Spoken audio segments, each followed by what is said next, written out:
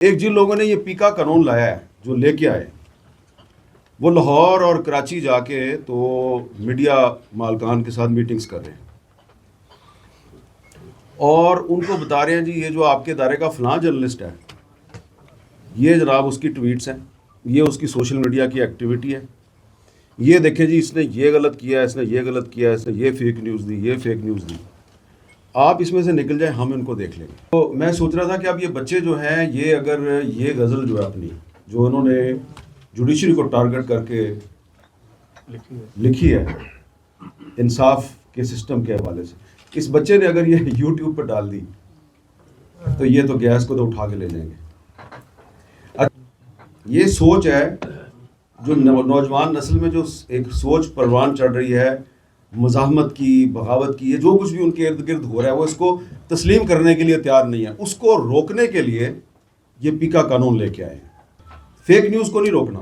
آپ نے بلوچستان میں جو آوازیں اٹھ رہی ہیں ان کو روکنا ہے، خیبر پختونخوا میں جو آوازیں اٹھ رہی ہیں ان کو روکنا ہے۔ دیکھیں یہ صرف چھوٹے صوبوں کا مسئلہ نہیں ہے، یہ ہر چھوٹے بڑے کا مسئلہ ہے۔ اس کی وجہ یہ ہے کہ میں ابھی ایک اسلام آباد کے کالج سے آ رہا ہوں، تو وہاں پہ انٹر کالجیٹ کمپٹیشن تھا غزل گوئی پہ،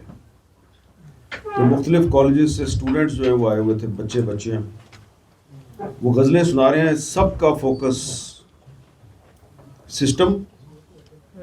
جوڈیشری، صحافی، پابندیاں۔ تو میں بیٹھا ہوا سن رہا تھا بچوں کی، کوئی 8th کلاس کا ہے، کوئی 9th کلاس کا ہے، اور انٹر کالجیٹ کا مطلب ہے کہ انٹر کے اسٹوڈنٹس ہیں زیادہ تر۔ تو میں سوچ رہا تھا کہ اب یہ بچے جو ہیں یہ اگر یہ غزل جو ہے اپنی جو انہوں نے جوڈیشری کو ٹارگٹ کر کے لکھی ہے انصاف کے سسٹم کے حوالے سے، اس بچے نے اگر یہ یوٹیوب پہ ڈال دی تو یہ تو گیس کو تو اٹھا کے لے جائیں گے۔ اچھا پھر اٹھائے جانے پہ بھی ایک بچی جو ہے اس نے غزل کہہ دی کہ جو لوگ اٹھائے جاتے ہیں وہ کیوں اٹھائے جاتے ہیں۔ تو ایکچولی یہ وہ سوچ ہے، یہ سوچ ہے جو نوجوان نسل میں جو ایک سوچ پروان چڑھ رہی ہے مزاحمت کی، بغاوت کی، یہ جو کچھ بھی ان کے ارد گرد ہو رہا ہے وہ اس کو تسلیم کرنے کے لیے تیار نہیں ہے۔ اس کو روکنے کے لیے یہ پیکا قانون لے کے آئے ہیں۔ نام انہوں نے دیا جی کہ ہم نے فیک نیوز کو روکنا ہے۔ فیک نیوز کو نہیں روکنا، آپ نے بلوچستان میں جو آوازیں اٹھ رہی ہیں ان کو روکنا ہے، خیبر پختونخوا میں جو آوازیں اٹھ رہی ہیں ان کو روکنا ہے۔ آپ نے اب اسلام آباد کے ایک کالج میں اگر ایک غزل گوئی کا کمپٹیشن ہے اور وہاں پر بھی جو بچے ہیں، میں ان کو نوجوان بھی نہیں کہتا کیونکہ وہ تو 16-17 سال کے بچے ہیں، ان کا بھی ٹارگٹ آپ کا سسٹم ہے اور آپ لوگ ہیں، تو آپ کو سوچنا چاہیے نا کہ پھر کچھ نہ کچھ تو کیا ہے آپ نے کہ جس کی وجہ سے آپ کو پیکا لانا پڑ گیا ہے۔ اب دوسری بات یہ ہے کہ یہاں جو کنسلٹیشن ہو رہی ہے، دیکھیں یہ ایک آپ کا اپنا لیول ہے، یہاں پر ایسے بھی لوگ ہیں جنہوں نے اس پیکا قانون کے خلاف عدالتوں میں ریٹ پٹیشنز دائر کی ہوئی ہیں، صرف اسلام آباد میں نہیں، سندھ ہائی کورٹ میں بھی، لاہور ہائی کورٹ میں بھی، اس میں جو وکیل صاحبان ہیں وہ بھی ان میں سے کچھ مجھے یہاں پہ نظر آ رہے ہیں۔ آپ خود ہی دیکھیں کہ ہو کیا رہا ہے کہ پٹیشن فائل ہوتی ہے اور جج صاحب کہتے ہیں 15 دن کے اندر رپورٹ منگوائی جائے گی، 15 دن کے اندر رپورٹ مانگ رہے ہیں، اگلی ڈیٹ ڈال رہے ہیں اپریل کے اینڈ کی، ٹھیک ہے۔ دوسرا رؤف عطا صاحب ایک اور بھی ایکٹیویٹی چل رہی ہے جو شاید آپ کے علم میں نہیں ہے، وہ بھی میں آپ کو بتا دوں۔ ایک تو یہ نا آپ ہمیں بلایا، آپ کی بڑی مہربانی، کنسلٹیشن ہو رہی ہے۔ ایک جن لوگوں نے یہ پیکا قانون لایا ہے جو لے کے آئے وہ لاہور اور کراچی جا کے تو میڈیا مالکان کے ساتھ میٹنگز کر رہے ہیں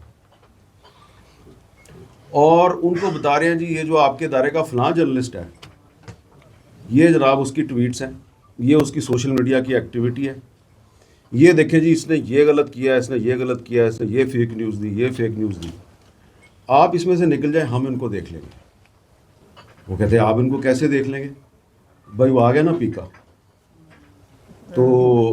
ان پہ ہم مقدمہ کریں گے، پھر دیکھتے ہیں کس طرح اس میں سے بچتے ہیں، ٹھیک ہے۔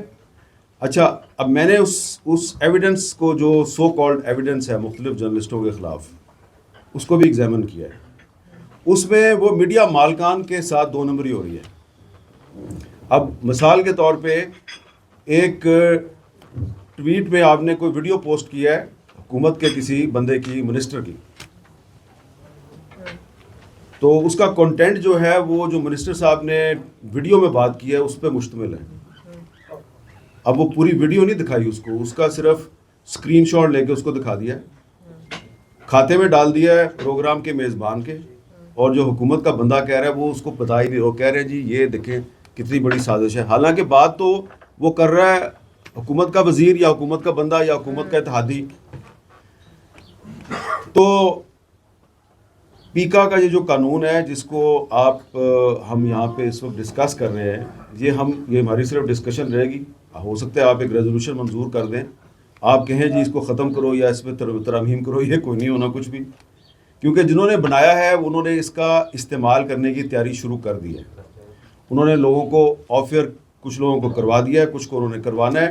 سلولی اینڈ گریجولی ان کا ٹارگٹ صرف میڈیا نہیں ہوگا, ان کا ٹارگٹ پولیٹیکل ورکر بھی ہیں.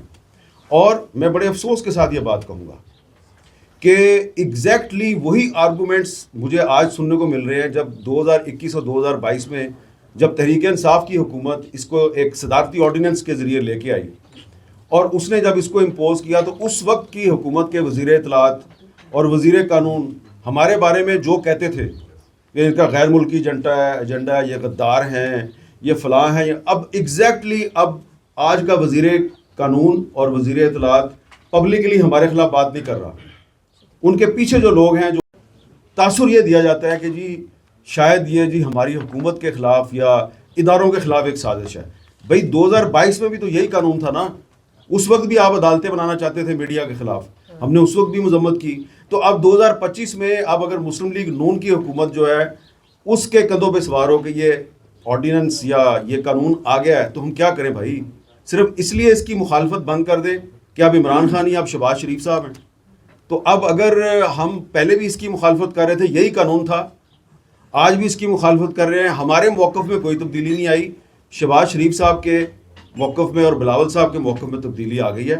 کیونکہ 2021 میں اور 2022 میں وہ اسی باہر شارع دستور میں ہمارے ساتھ کھڑے ہو کے کہتے تھے کہ ہم اسپیکر قانون کے خلاف ہیں, ہم آپ کے ساتھ ہیں, ہم اس وقت اس کے خلاف آواز اٹھا. اب ان کا موقف بدل گیا اور ہمارا موقف وہی ہے. تو اس میں کہنا یہ چاہتا ہوں کہ اس وقت آپ ہمیں کہتے تھے جی کہ یہ جنرل فیض جو ہے نا یہ وہ لے کے آیا ہے, یہ جناب جنرل باجوہ صاحب لے کے آئے ہیں, تو اب تو وہ دونوں نہیں ہیں, تو اب کون لے کے آیا ہے؟ تو اب اگر ہم نے اس وقت بھی اس کی مخالفت کی اور آج ہم چپ ہو جائیں اور آج ہم اس کی حمایت شروع کر دیں تو کیا مطلب ہے؟ ہمارا کوئی سیاسی مفاد میں بستا ہے کہ ہم نے کوئی سیاسی مفاد دے کے آزادی صحافت کے اور ہیومن رائٹس کے ایشوز پہ بات کرنی ہے؟ تو اس لیے میں یہ کہنا چاہ رہا ہوں کہ یہ صرف کوئی بلوچستان کا مسئلہ نہیں ہے, یہ کسی چھوٹے صوبے کا مسئلہ نہیں ہے, یہ آپ سب کا مسئلہ ہے. اور اب کنسلٹیشن آپ کر لیں جو بھی آپ نے کرنا ہے, لیکن اچھی بات ہے, میں اس کو اپریشیٹ کرتا ہوں, لیکن معذرت سے عرض ہے ہونا کچھ بھی نہیں ہے. آپ کی ایک قرارداد آئے گی, وہ منظور ہو جائے گی, ہم آپ کا شکریہ ادا کریں گے, لیکن آنے والے دنوں میں آپ دیکھیں گے کہ اس اسپیکر قانون کو لاٹھی بنا کے بلکہ تلوار بنا کے کس کس کے سر پہ برسایا جاتا ہے اور کس کس کے سر کو تن سے جدا کیا جاتا ہے. کیونکہ یہ جو سوچ ہے نا سر تن سے جدا, یہ پیکا قانون اس سوچ کو عملی جامہ پہنانے کی ایک کوشش ہے. بہت شکریہ.